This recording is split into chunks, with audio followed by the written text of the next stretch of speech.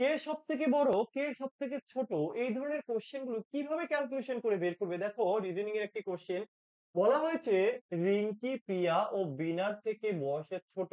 বিনা সবিতার থেকে বয়সে বড় কিন্তু প্রিয়ার থেকে বয়সে ছোট। মানে কে সবথেকে বেশি বড় আমরা বের করব। কিভাবে? তাহলে দেখো রিঙ্কি প্রিয়া ও বিনার থেকে বয়সে ছোট। তাহলে এই যে রিঙ্কি এবার এখানে বিষয়টা হচ্ছে রিঙ্কি ছোট এটা আমরা বুঝতে পারলাম।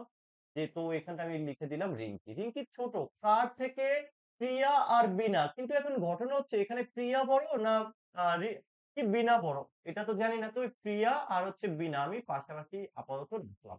কারণ এদের দুজন তো আর একই জায়গায় থাকবে না। কেউ বড় ছোট এটা কিন্তু বলে দেয়নি, বুঝতে পারেনি। পরে দেখছি কিছু করা যায় কিনা। বিনা সবিতার থেকে বয়সে বড় কিন্তু প্রিয়ার থেকে ছোট। প্রিয়ার থেকে ছোট বিনা। তাহলে এখানে কিন্তু আমি পেয়ে গেছি। প্রিয়া হচ্ছে বড়। কারণ এখানে বলা হয়েছে কে? এই যে বিনা ছোট। তাহলে বিনাকে আমরা পরে দেব। তাহলে এই জায়গাটা আমি একটু সাজিয়ে লিখি। দেখো প্রিয়া লিখলাম। তারপরে কে আসবে? বিনা লিখবো।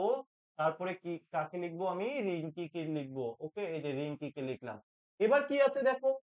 এবার বীণা সবিতার থেকে বয়সে বড়। বীণা সবিতার থেকে বড় কিন্তু প্রিয়ার থেকে ছোট। তাহলে ঠিক এরকম জায়গায় চলে আসবে সবিতা। এখানে চলে আসবে সবিতা। তাহলে এখানে চাওয়া হয়েছে কে সবথেকে বেশি বড়।